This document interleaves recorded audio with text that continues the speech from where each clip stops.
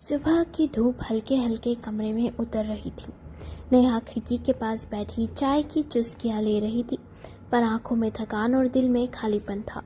रिश्तों में सन्नाटा अब रोज का मेहमान बन गया था। राजीव, उसका पति, अब घर में रहते हुए भी जैसे घर में नहीं था। कभी मोबाइल, कभी ऑफिस का काम, कभी कुछ और। बात होती तो सिर्फ इतनी कि खाना दे दो या कपड़े निकाल दो तक ही सीमित। कभी वही राजीव उसकी हंसी खुशी की वजह हुआ करता था। नेहा चाय पीते पीते पुराने दिन याद करने लगी।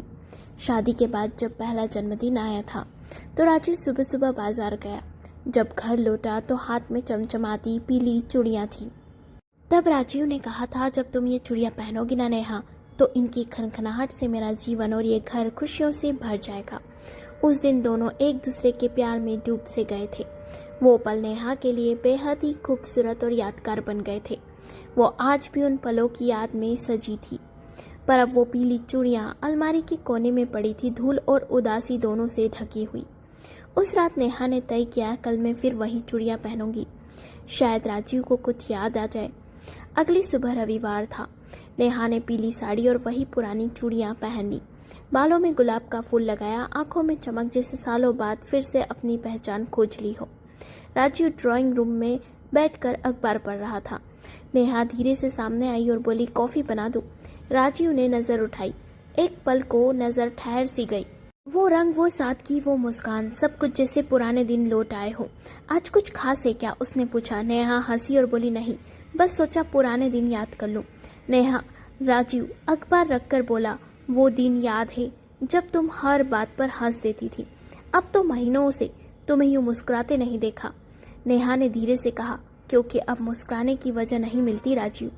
कमरे में कुछ पल के लिए सन्नाटा सा छा गया। राजीव के चेहरे पर ग्लानि थी।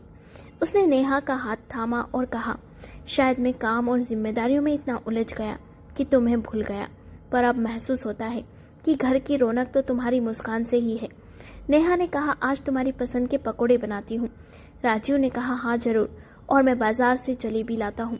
नेहा रसोई में चली गई और राजीव बाजार से जलेबी ले लौटा और नेहा ने पकोड़े और जलेबी प्लेट में रख टेबल पर सजाया। राजीव ने नेहा को पास बैठने का इशारा किया। नेहा पास बैठ गई।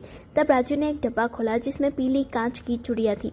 राजीव आज फिर वही पीली कांच की चूड़ियां लाया था जो आज से 3 साल पहले नेहा के जन्मदिन पर लाया था।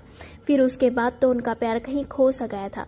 राजू ने बड़े प्यार से नेहा को पीली चूड़ियां पहनाई और कहा, अब ये चूड़ियों पर कभी धूल नहीं खाएगी, ये मेरा वादा है।